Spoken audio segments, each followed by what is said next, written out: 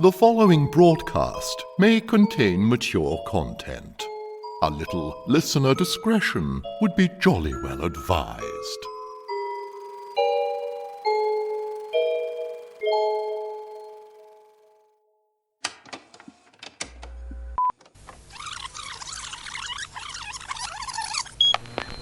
Cast out my own parents, I ventured forth into the vast world beyond. Your money or your life?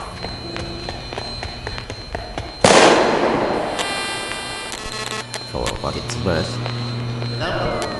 To the end of the world. Well, drink up, darling. I must be going too. Going where? Away. And I was alone again.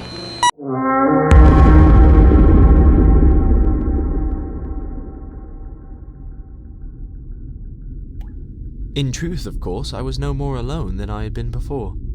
I knew that now. She'd never been here to begin with. I'd willed her into being, and I'd sent her away, but she was never actually here.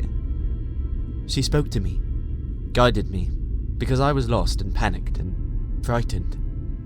In all this nothingness, in all this inanity, my mind had scratched and clawed for something to hang on to, and it found it. In my mother. My slightly unconventional, sometimes strange, but always open-minded mother. And however it came to be in the grand scheme of things that person ended up being my mother, all I knew was that I was grateful. You could lose your mind in a place like this, but with her came clarity and enlightenment. It was as if everything made sense now.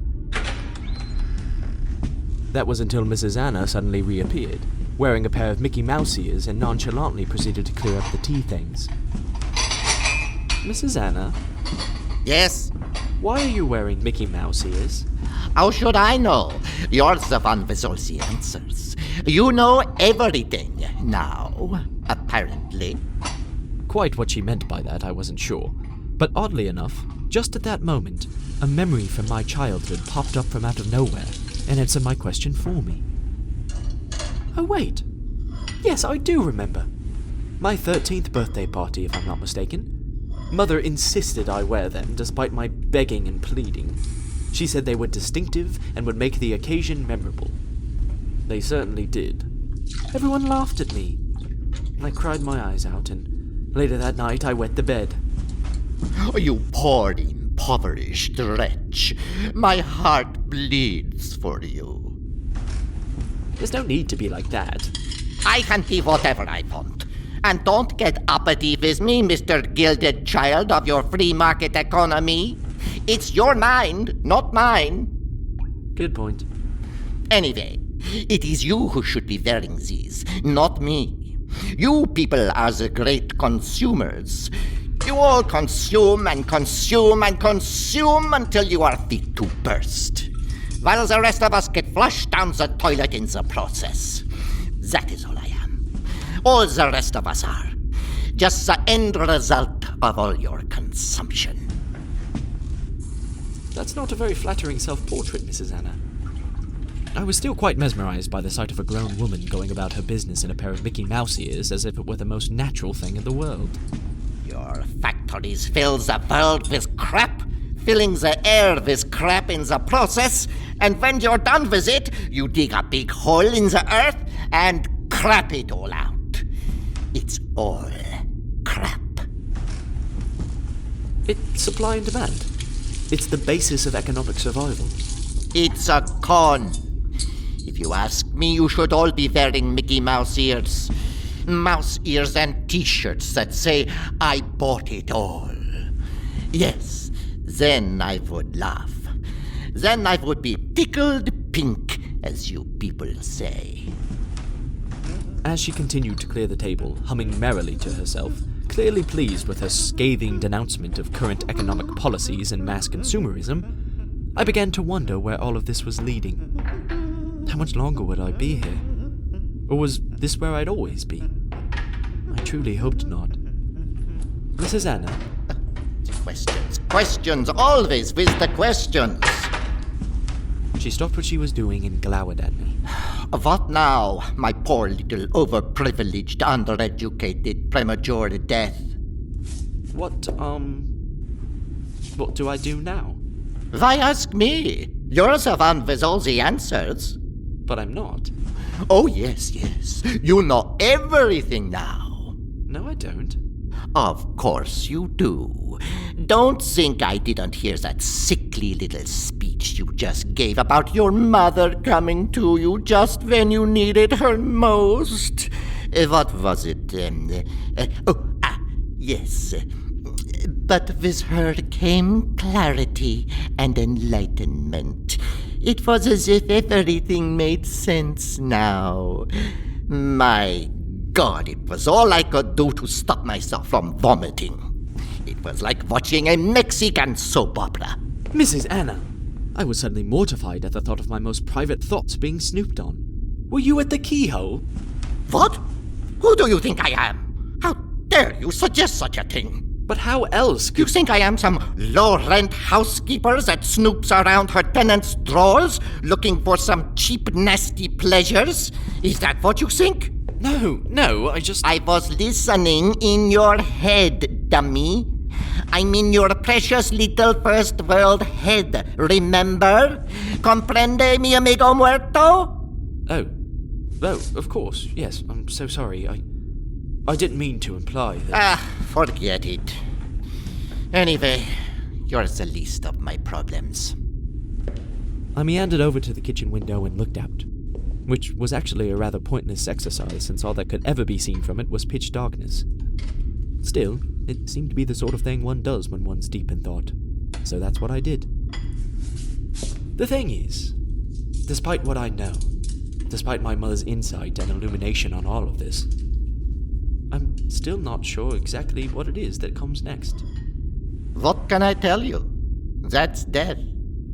It's a great big unknown. It's the end of the world. Yes, it is. And now you want me to make it all so easy for you. Is that it? No, I just like your help. That's all. Mrs. Anna took off her Mickey Mouse ears, placing them carefully on the table, and crossed over to the window, standing in front of me with her arms folded across her chest. Very well.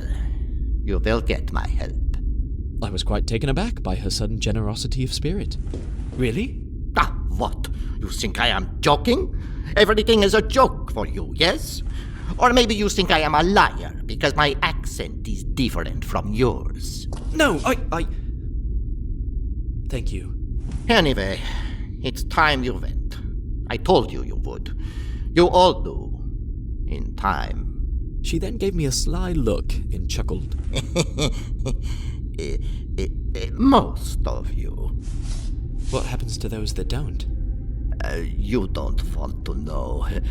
Suffice to say that they're in the back bedrooms on the top floor. You may have heard one or two of them on occasion. They're a noisy bunch. Just then a piercing scream echoed and ricocheted around the house, right on cue. And where will I go? Back. Back there?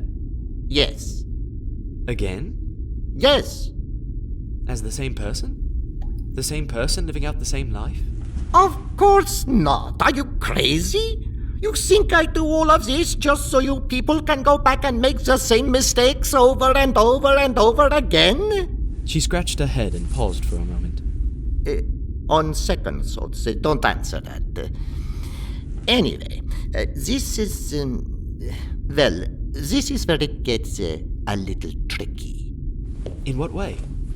Her use of the word tricky made me feel decidedly ill at ease. In the way that you go back. You see, there are options, but, for someone like you, let's just say that they're kind of narrow. Who's someone like me? What have I done? Well, I haven't done anything. I hardly made a ripple. That's the problem. So I'm to be punished for that? Not at all, but not rewarded either.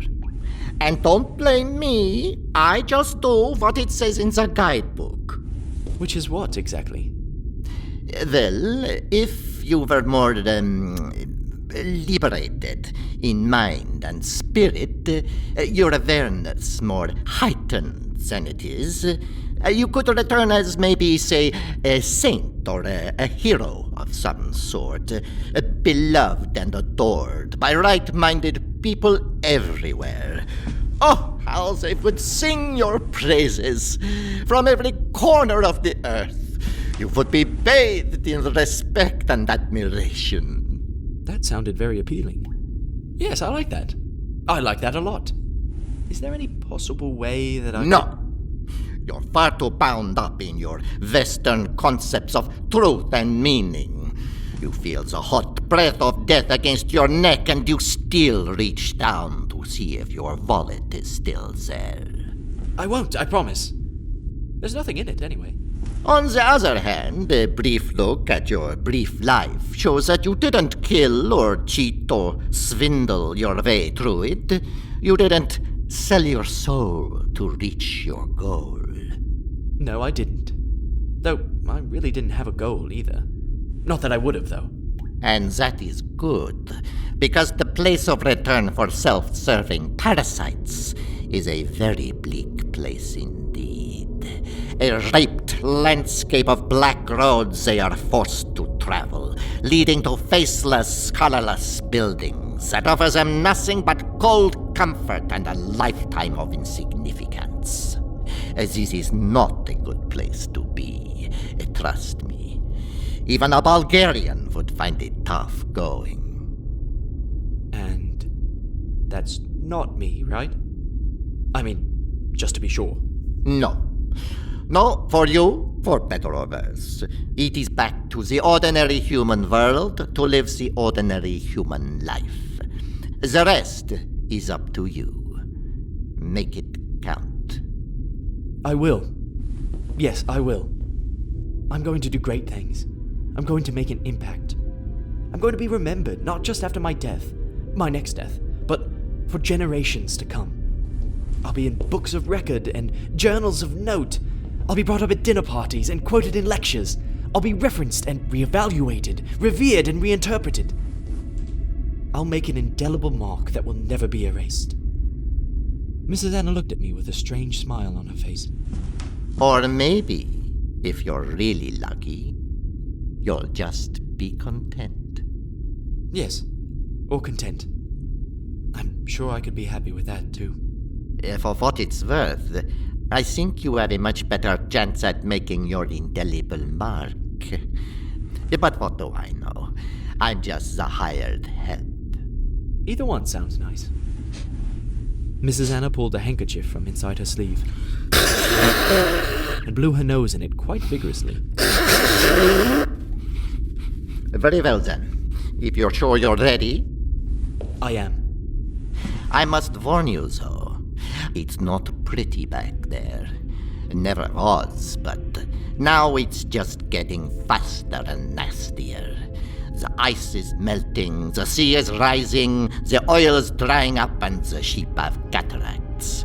It's all coming to an end. And the closer it gets, the harder they push on their accelerators. You really want to go back to that? I do. I want to know more. I want to see more. Feel more. It may well be all the things you say it is, but there's still something about it that I just can't resist. And if it is all coming to an end, then, well, I'd like to have just a little more before it's gone. As you wish. I'll be back in a moment. As she started to leave the room, I felt a sudden sense of panic. After all, I had absolutely no idea what it was I was about to be subjected to. I called after her. Mrs. Anna? She stopped in the doorway and turned. Yes? What'll it feel like? Rebirth, you mean? Yes. She mopped her brow with her soiled handkerchief and briefly pondered my question. Do you remember what it felt like when you were born the last time? No. No, not really. I was very young. Too bad. Anyway, it'll feel something like that. You'll feel snug and enclosed, surrounded by warm fluids, a soothing rhythmic sound echoing all around you, constantly being moved about, sometimes fast, sometimes slow, and then, before you know it, out you pop. I suddenly felt far more reassured after hearing her description. It sounds nice. It is, from all accounts. Cleansing is the word I hear used most often to describe it. All right, stay there. I will fetch the top loader.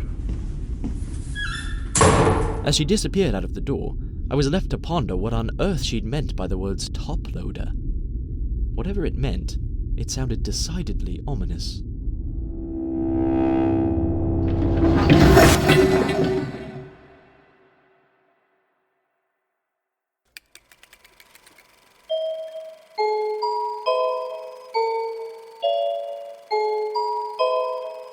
Thank you for tuning in to our show. We do hope you enjoyed it. And if so, why not be an absolute angel and leave us a rating or review on whichever podcast platform you frequent. Thank you. This episode featured Jackson Campbell as Valentine and Andrew Biss as Mrs. Anna. Our show was written and directed by Andrew Biss.